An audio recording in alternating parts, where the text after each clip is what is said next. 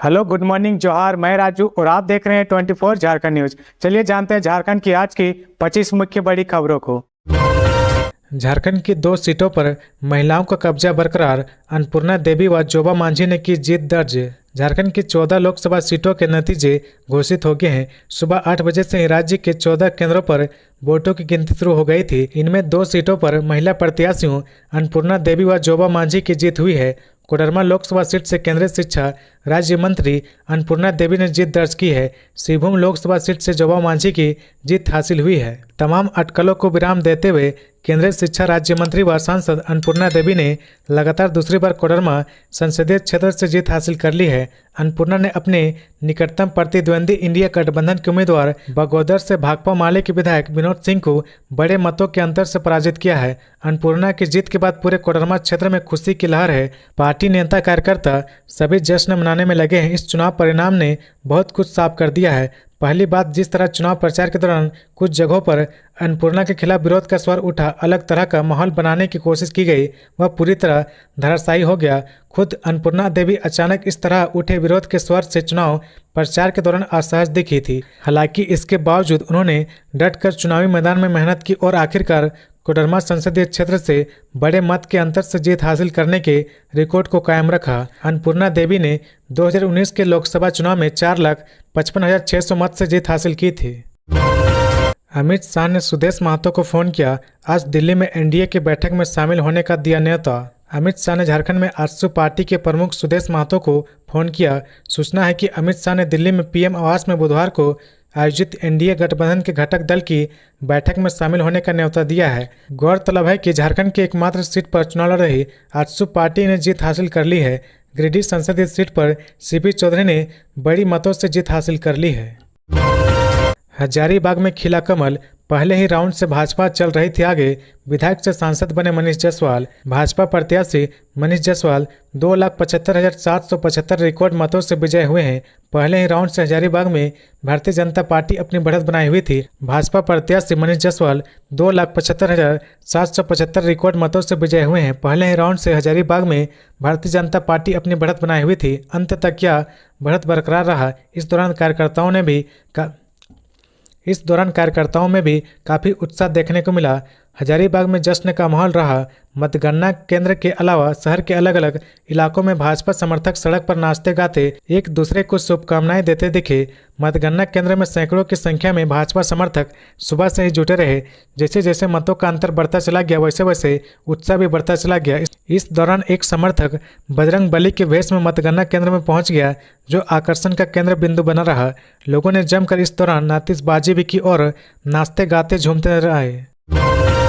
धनबाद से भाजपा प्रत्याशी ठुल्लू महतो ने जीत दर्ज की। भाजपा प्रत्याशी ठुल्लू महतो ने धनबाद लोकसभा सीट पर फतह हासिल कर ली है।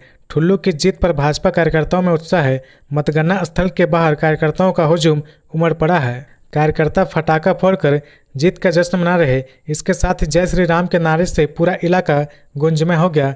वहीं दूसरी ओर कांग्रेस प्रत्याशी अनुपमा सिंह के खेमे में उदासी देखी गई। खबरों में आगे बढ़ने से पहले अगर अभी तक आपने इस चैनल को सब्सक्राइब नहीं किया तो प्लीज सब्सक्राइब कर ले, जिससे झारखंड की हर छोटी सी बड़ी खबर की अपडेट आप तक पहुंचता रहे। क्या कल्पना बनेगी झारखंड की अगली सीएम? गांडे सीट से पहली बार लड़ी और जीती। पति के जेल जाने के बाद राजनीति में आई। गांडे विधानसभा उपचुनाव में कल्पना सोरेन ने जीत दर्ज कर ली है। उन्होंने बीजेपी के दिलीप वर्मा को 26,000 से ज़्यादा वोटों से हरा दिया है। कल्पना की जीत के साथ जहां उनका राजनीतिक कद बढ़ गया है, वहीं जेएमएम ने गांडे सीट पर फिर से कब्जा किया है। जमीन घोटाले में हेमंत सोरेन के नाम आने के बाद से ही कल्पना के सीएम बनाए जाने की चर्चा तेज थी। कहा तो यह भी गया था कि कल्पना के लिए सरफराज अहमद ने गांडे सीट से इस्तीफा दिया है ताकि कल्पना जीत सके और मुख्यमंत्री बने। लेकिन परिवार और पार्टी के बीच विरोध को देखते हुए हेमंत ने सत्ता चंपा सोरेन को सौंप दी। अब कल्पना की जीत के बाद एक बार फिर उनके कमान संभालने की अटकली बढ़ेगी। सुदेश महतो ने कहा, जनता ने एक बार फिर प्रधानमंत्री नरेंद्र मोदी के विकास की गारंटी पर मोहर लगा दी है। आजसू पार्टी के केंद्रीय अध्यक्ष सुदेश महतो ने मंगलवार को आए लोकसभा चुनाव के परिणामों पर प्रतिक्रिया देते हुए कहा कि जनता ने एक बार फिर प्रधानमंत्री नरेंद्र मोदी के विकास की गारंटी पर मोहर लगा दी है। कहा कि लगातार तीसरी बार एनडीए को देश में पूर्ण बहुमत देने का काम किया है। उन्होंने कहा कि झारखंड समेत पूरे देश में एनडीए की % जीत के लिए जनता का आभार है।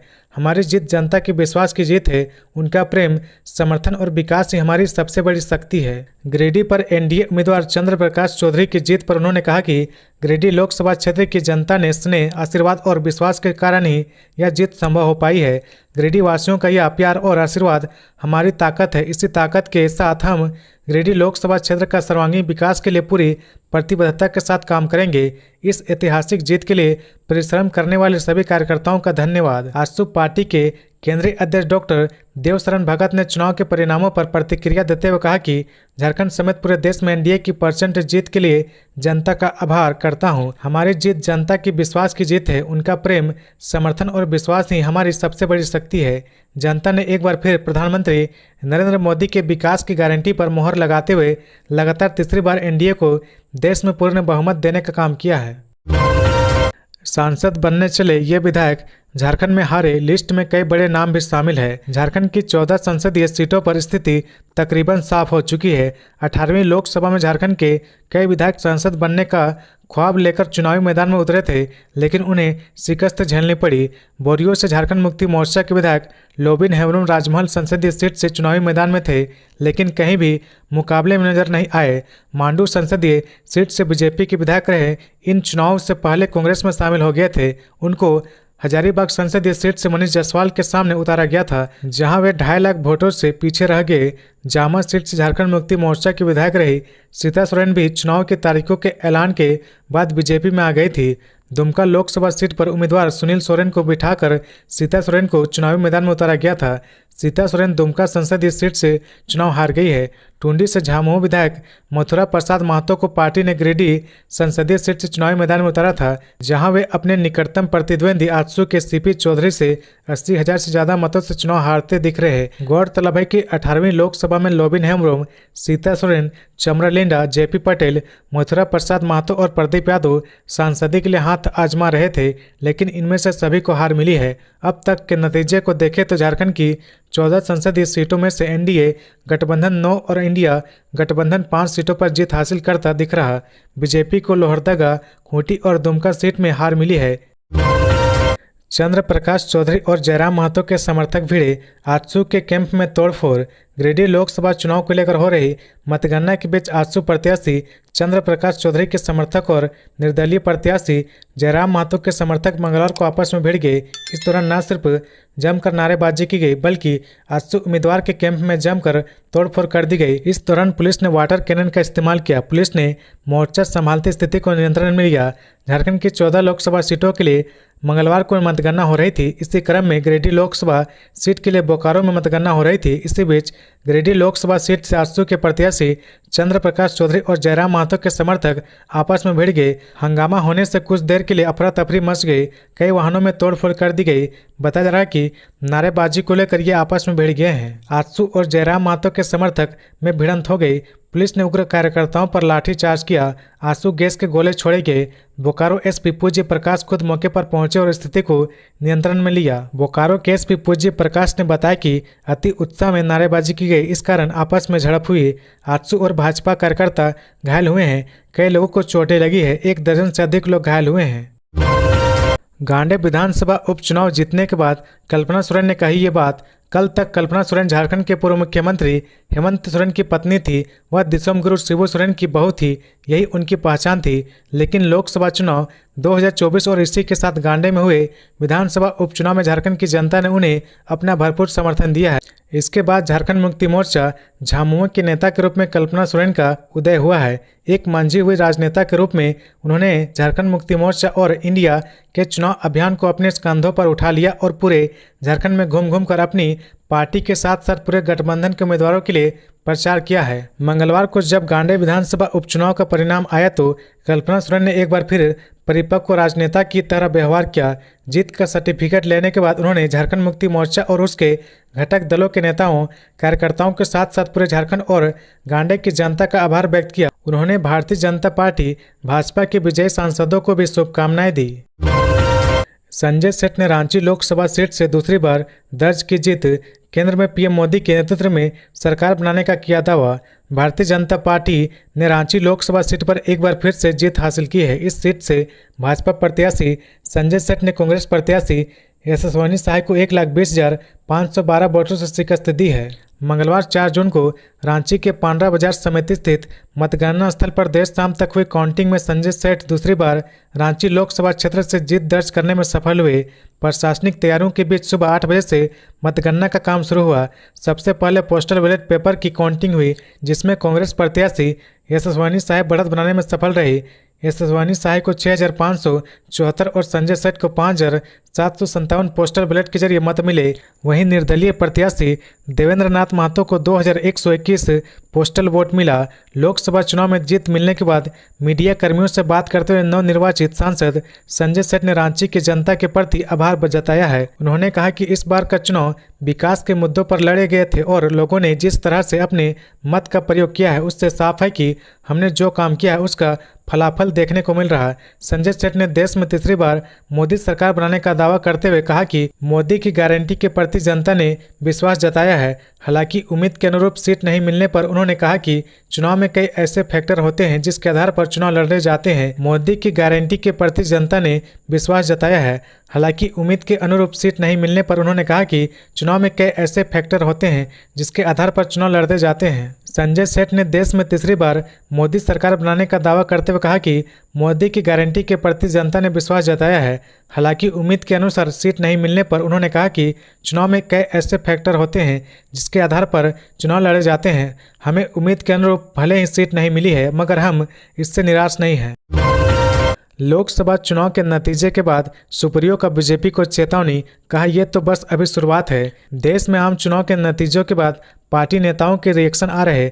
झारखंड से झामुमो नेता सुप्रियो भट्टाचार्य ने देश में आम चुनाव के परिणाम पर एनडीए पर निशाना साधा है। उन्होंने केंद्र पर हमला बोलते हुए कहा कि देश की जनता ने इस बार बढ़ती महंगाई, अग्निवीर योजना, आरक्षण हटाने जैसे मुद्दों के खिलाफ मतदान किया है। उन्होंने कहा कि देश दलित, आदिवासी, अल्पसंख्यक वर्गों ने केंद्र में बीजेपी सरकार और प्रधानमंत्री मोदी का प्रतिकार किया। सुप्रियो भट्टाचार्य ने उत्तर प्रदेश के वाराणसी से चुनाव लड़ रहे प्रधानमंत्री पर निशाना साधा है। उन्होंने कहा कि प्रधानमंत्री को वाराणसी में शासन प्रशासन ने वोट किया, वह चुनाव हार चुके हैं। सुप्रियो ने झारखंड के 5 लोकसभा सीटें जीतने को लेकर बीजेपी को घेरा। उन्होंने कहा कि महागठबंधन ने झारखंड में 5 सुरक्षित सीटों से बीजेपी का सफाया कर दिया है। उन्होंने कहा कि बीजेपी ने झारखंड आदिवासी वर्ग के साथ सौतेला व्यवहार किया। 5 सीट पर मोदी की हार हुई है। हेमंत सोरेन को जेल में डाल दिया बगैर किसी सबूत के। उन्होंने एक आदिवासी बेटा को जेल में डालकर पाप किया है। झारखंड की जनता ने उन पर हुए अन्याय को समझा और उनकी पत्नी कल्पना सोरेन के साथ खड़े दिखे। सुप्रियो ने कहा कि या तो बस अभी शुरुआत है, आने वाले समय में बीजेपी को यहां जमींदोज करेंगे। झारखंड में 5 सीट पर जीत के बाद चंपई ने झारखंड की जनता का किया धन्यवाद। लोकसभा चुनाव के परिणाम लगभग साफ हो गए हैं। झारखंड में इंडिया अलायंस के 5 प्रत्याशियों ने जीत दर्ज करी है। इसे लेकर मुख्यमंत्री चंपई सोरेन ने ट्वीट पर लोगों का धन्यवाद किया है। उन्होंने लिखा है, धन्यवाद। झारखंड मात्र 1 सांसद के साथ शुरू हुए इस चुनाव अभियान के बाद आपने इंडिया गठबंधन के 5 सांसद एवं 1 विधायक चुनकर हम पर जो विश्वास दिखाया है उसके लिए हम लोग आपके आभारी हैं। सीएम ने आगे लिखा है, सभी विजयी प्रत्याशियों को बधाई एवं हर एक वोटर को धन्यवाद। झूठे आरोपों, अफवाहों फैलाने वाले प्रचार तंत्र एवं तमाम साजिशों को दरकिनार करते हुए आप सभी ने इंडिया गठबंधन के प्रत्याशियों को जिस प्रकार आशीर्वाद दिया है वह हमारे लिए महत्वपूर्ण है। आप सभी के सहयोग से झारखंड के विकास एवं यहाँ की आम जनता की सेवा का यह अभियान अनवरत जारी रहेगा। एनडीए की जीत पर जेडीयू नेताओं ने नरेंद्र मोदी और नीतीश कुमार को दी बधाई। लोकसभा चुनाव परिणाम में एनडीए को बहुमत मिलने पर प्रदेश जेडीयू ने पीएम नरेंद्र मोदी और नीतीश कुमार को बधाई दी है। कहा कि पीएम मोदी के सहयोग से ही ये जीत एनडीए को मिली है। इस मौके पर एक बैठक की गई। बैठक में उपाध्यक्ष डॉक्टर आफ्ताब जामिल, महासचिव श्रवण कुमार, भगवान सिंह, उपेंद्र सिंह, संजय सिंह, मनोज सिन्हा, प्रवक्ता सागर कुमार एवं कोषाध्यक्ष रामजी प्रसाद शामिल थे। सभी ने प्रधानमंत्री नरेंद्र मोदी एवं जेडीयू के राष्ट्रीय अध्यक्ष सह बिहार के मुख्यमंत्री नीतीश कुमार को बधाई दी। महासचिव श्रवण कुमार ने कहा कि एनडीए को जनता ने बहुमत दिया है। फिर एक बार नरेंद्र मोदी के नेतृत्व में देश और नीतीश कुमार के नेतृत्व में बिहार विकास के नए आयाम गढ़ेगा। प्रवक्ता सागर कुमार ने कहा कि विकास और राष्ट्रीयता के नाम पर देशवासियों ने मतदान किया है। इंडिया गठबंधन बहुमत से पीछे रह गया है। ददाई दुबे समर्थक सह संघ के केंद्रीय उपाध्यक्ष के साथ मारपीट, हालत नाजुक। भौरा ओपी क्षेत्र के राष्ट्रीय कोलवरी मजदूर संघ के केंद्रीय उपाध्यक्ष कालीचरण यादव मंगलवार की सुबह न्यू क्वार्टर बजरंग बली मंदिर में पूजा करने पहुंचे। वहां पर कुछ अपराधी घात लगाकर बैठे थे। उन्होंने कालीचरण के साथ जमकर मारपीट की। कालीचरण वहीं घायल होकर गिर गए। उनकी चीख पुकार सुनकर स्थानीय लोग उनकी मदद के लिए पहुंचे। स्थानीय लोगों को आता देखकर सभी अपराधी मौके से फरार हो गए। स्थानीय लोगों ने घायल अवस्था में कालीचरण को पास के अस्पताल में इलाज के लिए भर्ती कराए। कालीचरण की हालत काफ़ी गंभीर थी, इसलिए उन्हें धनबाद रेफर कर दिया गया। घटना के बाद कालीचरण के समर्थक सड़क पर उतर गए। उन्होंने जमकर नारेबाजी की और हंगामा किया। तनाव बढ़ने के बाद भौरा स्थित सभी दुकानदारों ने अपनी दुकानें बंद कर दी। घटना की जानकारी मिलने के बाद भौरा ओपी पुलिस दल बल के साथ मौके पर पहुंची। उसने आक्रोशित लोगों को शांत कराने की कोशिश की, लेकिन आक्रोशित लोगों ने सड़क जाम कर दिया। उन्होंने आरोपियों की गिरफ्तारी के लिए पुलिस प्रशासन के खिलाफ नारेबाजी भी की। इसके बाद अलग अलग थानों की पुलिस ने मौके पर पहुंचकर स्थिति को संभाला। वहीं लोगों ने कालीचरण पर हमला करने के शक में जोड़ा पोखर सुंदरपुर बस्ती के रहने वाला सत्यम सिंह को पकड़ा है। उन्होंने सत्यम की जमकर पिटाई भी की है। पुलिस ने मौके पर पहुंचकर किसी से बीच बचाव किया और सत्यम को अपने साथ ले आए। घटना के बाद स्थानीय लोगों ने डिगवा डी के एक युवक की आक्रोशित लोगों ने जमकर पिटाई करने लगे। इसी दौरान ओपी प्रभारी रंजीत राम मौके पर पहुंचकर उक्त युवक को बचाने लगे। इस दौरान आक्रोशित लोगों ने ओपी प्रभारी के साथ भी हाथापाई की। मौजूद जवान के साथ भी मारपीट करने लगे। घटना की जानकारी मिलते ही सिंदरी डीएसपी मौके पर पहुंचकर मोर्चा को संभाले हुए हैं। बाबूलाल मरांडी ने कहा, नेहरू के बाद नरेंद्र मोदी बनेंगे लगातार तीसरी बार देश के प्रधानमंत्री। प्रदेश बीजेपी के अध्यक्ष बाबूलाल मरांडी ने कहा कि जवाहरलाल नेहरू के बाद नरेंद्र मोदी ऐसे नेता होंगे जो लगातार तीसरी बार देश के प्रधानमंत्री बनेंगे। बाबूलाल मरांडी ने आगे कहा कि देश और प्रदेश की जनता का जनादेश स्वीकार है। जनता ने तीसरी बार मोदी सरकार के संकल्प को साकार किया है। बता दें कि लोकसभा चुनाव परिणाम के बाद बीजेपी कार्यालय में जमकर पटाखे फोड़े गए। अबीर गुलाल लगाकर नेताओं कार्यकर्ताओं ने बधाई दी और लड्डू खिलाए हैं। बीजेपी नेता ढोल नगाड़ों पर भी थिरके। मरांडी ने कहा, झारखंड की जनता ने 9 सीटों पर जीत दिलाकर एनडीए को फिर से सबसे बड़े गठबंधन के रूप में स्थापित किया है। एनडीए के उम्मीदवारों ने बड़े अंतर से बीजेपी और आरएसपी प्रत्याशी को जीत दिलाकर मोदी सरकार की उपलब्धियों पर अपनी मुहर लगाई है। साथ ही गांव गरीब के साथ देश की लगातार सेवा का अवसर भी दिया है। मरांडी ने चुनाव अभियान में झारखंड आने के लिए प्रधानमंत्री नरेंद्र मोदी, राष्ट्रीय अध्यक्ष जेपी नड्डा, गृह मंत्री अमित शाह, रक्षा मंत्री राजनाथ सिंह सहित केंद्रीय नेताओं का आभार प्रकट किया है। मौके पर झारखंड बीजेपी के प्रभारी डॉक्टर लक्ष्मीकांत वाजपेयी ने प्रदेश की जनता को बधाई देते हुए कहा कि यह जनादेश फिर एक बार मोदी सरकार के लिए है। नेता प्रतिपक्ष अमर बावरी ने बधाई देते हुए कहा कि जनता ने इंडिया अलायंस के षड्यंत्र को नकारते हुए मोदी सरकार को तीसरी बार प्रधानमंत्री बनाने का स्पष्ट जनादेश दिया है। क्षेत्रीय संगठन महामंत्री नगेंद्र त्रिपाठी ने कहा कि 2 सीट से अपनी वैचारिक यात्रा प्रारंभ करने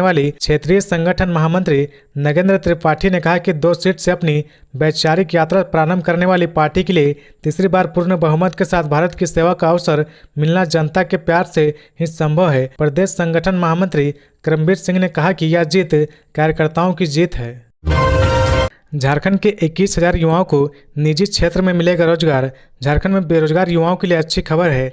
राज्य सरकार युवाओं को एक साथ 21,000 नौकरियां देने जा रही है। निजी क्षेत्रों में नौकरियां देने को लेकर तैयारी पूरी कर ली गई है। जो युवा लंबे समय से रोजगार के लिए दर दर भटक रहे थे, उन्हें निजी क्षेत्रों में श्रम नियोजन कौशल विकास योजना के माध्यम से जॉब दिया जाएगा। बता दें कि हर बार की तरह इस बार भी रोजगार मेला लगाकर युवक युवतियों को रोजगार दिया जाएगा। राज्य सरकार ने युवाओं को इस बार रोजगार मेला में अधिक से अधिक संख्या में शामिल होने की अपील की है। रोजगार मेला को लेकर तैयारियां अंतिम चरण पर है। रांची में बहुत जल्द रोजगार मेला की तर्ज पर स्किल कॉन्क्लेव का आयोजन कराया जाएगा, जिसमें देश विदेश की विभिन्न कंपनियां भाग लेंगी। रांची में जिस स्किल कॉन्क्लेव का आयोजन किया जाएगा, उसमें दर्जनों कंपनियां हैं। स्किल कॉन्क्लेव में निजी कंपनियों में मुख्य रूप से Maruti Suzuki, Coca Cola, Cummins India और होंडा शामिल है। भारत से कोका कोला के वाइस प्रेसिडेंट और विभाग के अधिकारियों के साथ बैठक हो चुकी है। स्किल कॉन्क्लेव में इन कंपनियों के साथ एग्रीमेंट किया जाएगा। बता दें कि रोजगार मेला के माध्यम से अब तक 45,000 से अधिक बेरोजगारों को रोजगार दिया जा चुका है। डीजीपी अजय कुमार सिंह ने कानून व्यवस्था को लेकर की समीक्षा बैठक, कहा अपराधियों पर करे कड़ी कार्रवाई। झारखंड के डीजीपी अजय कुमार सिंह ने राजधानी रांची की कानून व्यवस्था को बेहतर बनाने के संबंध में सोमवार 3 जून को समीक्षा बैठक की। इस बैठक में डीजीपी अजय कुमार सिंह, दक्षिणी Chotanagpur commissioner SSP Ranchi, Ranchi city SP, ग्रामीण एवं यातायात एसपी सहित अन्य अधिकारी शामिल हुए। डीजीपी अजय कुमार सिंह ने रांची में पिछले 3 साल में घटे संगीन अपराध की समीक्षा की, जिसमें कि हत्या, लूट, दुष्कर्म, डकैती, अपहरण आदि अपराध शामिल है। उन्होंने पहले हुए अपराधों में की गई कार्रवाई के बारे में जानकारी ली। उन्होंने अपराधियों पर कड़ी कार्रवाई करने का निर्देश दिया। डीजीपी ने ड्रग्स नेटवर्क को पर्दाफाश करने और शैक्षणिक संस्थानों के बाहर ड्रग्स बेचने वालों के ऊपर सख्ती करने का निर्देश दिया। उन्होंने हाल ही में चुटिया के एक्सट्रीम बार में हत्या के मामले में नाराजगी जताई और रांची के सभी बार की जांच करने का निर्देश दिया। डीजीपी ने हाल ही के समय में छिनतई की घटनाओं में इफाजे को लेकर चिंता व्यक्त की है। उन्होंने समय समय पर वाहन जाँच करने का भी निर्देश दिया। उन्होंने पुलिस को लगातार रात्रि गश्ती करने को कहा। बैठक के दौरान डीजीपी ने लंबे समय से लंबित घटनाओं, गैंग्स आदि के बारे में जानकारी ली। डीजीपी ने जमीन से जुड़े विवादों को भी रोक लगाने को लेकर निर्देश दिया। राजमहल लोकसभा चुनाव में ड्यूटी पर तैनात सहायक शिक्षक की अचानक बिगड़ी तबीयत, इलाज के दौरान हुई मौत। झारखंड के राजमहल लोकसभा चुनाव में मतदान कर्मी के रूप में कार्यरत उत्क्रमित प्राथमिक विद्यालय ढोलबज्जा के सहायक शिक्षक 48 वर्षीय दिनेश रविदास की इलाज के लिए रांची ले जाने के क्रम में मौत हो गई। मतदान ड्यूटी के दौरान ही उनकी तबीयत बिगड़ गई थी। इसके बाद उनका इलाज अस्पताल में चल रहा था। अचानक उनकी तबीयत ज़्यादा खराब हो गई तो उन्हें रांची रेफर कर दिया गया था। एम्बुलेंस से आने के क्रम में रास्ते में जामताड़ा में उनकी मौत हो गई। उनके निधन पर शिक्षकों ने शोक जताया है। मिली जानकारी के अनुसार साहिबगंज में राजमहल लोकसभा चुनाव का मतदान कार्य बीते 1 जून को संपन्न हुआ। उसमें उत्क्रमित प्राथमिक विद्यालय ढोलबज्जा के सहायक शिक्षक दिनेश रविदास को चुनाव कार्य में लगाया गया था। वे बरहेट विधानसभा क्षेत्र की मतदान केंद्र संख्या 83 उत्क्रमित मध्य विद्यालय बरियारपुर में मतदान कर्मी के रूप में कार्यरत थे। मतदान के दौरान ही उनकी तबीयत बिगड़ गई। इसके बाद स्वास्थ्य विभाग की टीम ने एम्बुलेंस से गोड्डा जिले के प्राथमिक स्वास्थ्य केंद्र डमरूहाट में भर्ती करवाया, जहां उनका इलाज चल रहा था। अचानक रविवार को दिनेश रविदास की तबीयत बिगड़ गई। यह देखते हुए इलाज कर रहे चिकित्सक ने उन्हें रांची रेफर कर दिया। उसके बाद उन्हें एम्बुलेंस से रांची ले जाया जा रहा था, तभी जामताड़ा के करीब उनकी मौत हो गई। इसके बाद परिजनों द्वारा उन्हें गोड्डा लाया गया, जहां सोमवार को उनका पोस्टमार्टम हुआ। उसके बाद परिजनों को सौंप दिया गया। सरवनी मेला होगा खास, एसी वाले अस्पताल और 3.2 करोड़ का हेल्थ बजट। सरवनी मेला 2024 को लेकर तैयारी शुरू हो गई है। मेले को लेकर विभाग की ओर से कई तरह के प्रस्ताव तैयार किए गए हैं। स्वास्थ्य विभाग की ओर से मेले को लेकर तैयारी शुरू कर दी गई है। इस बार की सरवनी मेला पिछले साल की तुलना में बेहतर करने का प्रयास किया जा रहा है। इस बार श्रद्धालुओं के मेडिकल के लिए करीब 3.2 करोड़ का बजट तैयार किया गया है। इस बार एसी वाले अस्पताल से लेकर एम्बुलेंस तक का बजट बनाकर स्वास्थ्य विभाग कार्यालय को भेज दिया गया है। Civil surgeon doctor Ranjan Sinha ने सभी प्रकार का प्रस्ताव बजट तैयार कर डीसी व स्वास्थ्य विभाग कार्यालय को भेज दिया है। भेजे गए प्रस्ताव में जिक्र किया कि इस बार श्रद्धालुओं की स्वास्थ्य सुविधा के लिए 30 एम्बुलेंस की जगह 40 एम्बुलेंस लगाया जाएगा। सभी एम्बुलेंस एयर कंडीशनर युक्त होगी। इसके साथ साथ वर्ष 2023 की तुलना में इस बार 4 से 5 अस्थायी हॉस्पिटल बनाया जाएगा, जहां पर 3 शिफ्ट में डॉक्टर और स्वास्थ्य कर्मचारी तैनात रहेंगे। इसके साथ साथ 150 की संख्या में डॉक्टर, 400 से 500 की संख्या में एएनएम के अलावा अन्य स्वास्थ्य कर्मी मौजूद रहेंगे। कांवरिया रूट लाइन में 5 एसी युक्त हॉस्पिटल। प्रस्ताव में यह भी जिक्र किया गया कि झारखंड बिहार बॉर्डर से लेकर बाबा बैद्यनाथ धाम मंदिर तक 5 ऐसे अस्थायी अस्पताल का निर्माण कराया जाएगा, जहां एसी युक्त होगा, जिसमें 3 से 4 कमरे वातानुकूलित रहेगा। इस सरवनी मेले में मोटरसाइकिल से सेवा की जाएगी, इसकी तैयारी की जा रही। प्रस्ताव में यह भी जिक्र किया गया कि गंभीर अवस्था में मिले श्रद्धालुओं की सेवा मोटरसाइकिल एम्बुलेंस से किया जाएगा। घनी और संकीर्ण स्थान से अस्थायी व अस्थायी अस्पताल तक पहुंचाने के लिए मोटरसाइकिल एम्बुलेंस का उपयोग किया जाएगा। बाबा नगरी में सरवनी मेला में काफ़ी भीड़ होती है। इस दौरान शहर की सड़कें काफ़ी संकीर्ण हो जाती है। ऐसे में अस्पताल आने जाने में काफ़ी परेशानियां होती है। इसको लेकर स्वास्थ्य विभाग ने इस बार घनी और संकीर्ण स्थान से 4 पहिया एम्बुलेंस तक पहुंचाने के लिए टोटो एम्बुलेंस का बहाल किया जाएगा, जिसके लिए भी सीएस ने प्रस्ताव डीसी को भेजा है।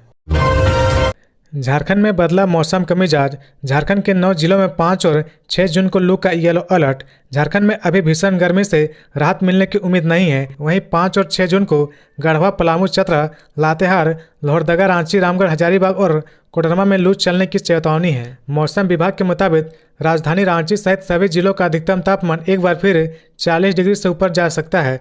5 और 6 जून को रांची में लू चलने की संभावना है। वहीं पलामू प्रमंडल के जिलों का तापमान 45 डिग्री से अधिक होने का अनुमान लगाया गया है। मौसम केंद्र ने इसको लेकर येलो अलर्ट जारी किया है। मौसम विभाग के अनुसार राजधानी का मौसम 8 जून तक शुष्क रह सकता है। इसी तरह 5 और 6 जून को राज्य के गढ़वा, पलामू, चतरा, लातेहार, लोहरदगा, रांची, रामगढ़, हजारीबाग एवं कोडरमा जिले में कहीं कहीं हीट वेव की स्थिति रहेगी। आयुष्मान योजना के तहत रांची के सदर अस्पताल में कैंसर का निःशुल्क और सफल ऑपरेशन। रांची के सदर अस्पताल में आयुष्मान योजना के तहत बड़ी आंत के कैंसर का सफल ऑपरेशन किया गया है। चिकित्सकों ने बताया कि अस्पताल में पहली बार बड़ी आंत के कैंसर का सफल ऑपरेशन किया गया है। कहा कि मरीज से किसी भी तरह का शुल्क नहीं लिया गया है। ऑपरेशन आयुष्मान योजना के तहत बिल्कुल निःशुल्क किया गया है।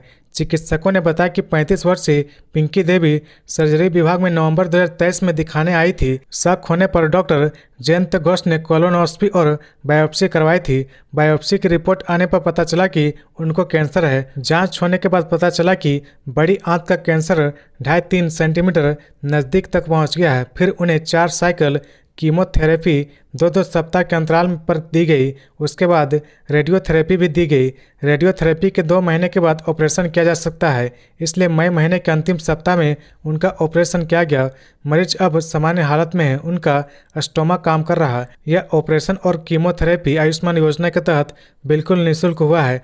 आमतौर पर यह ऑपरेशन और कीमोथेरेपी आयुष्मान योजना के तहत बिल्कुल निःशुल्क हुआ है। आमतौर पर इस ऑपरेशन को निजी अस्पतालों में कराने पर लगभग 5 लाख से ऊपर का खर्चा आता है।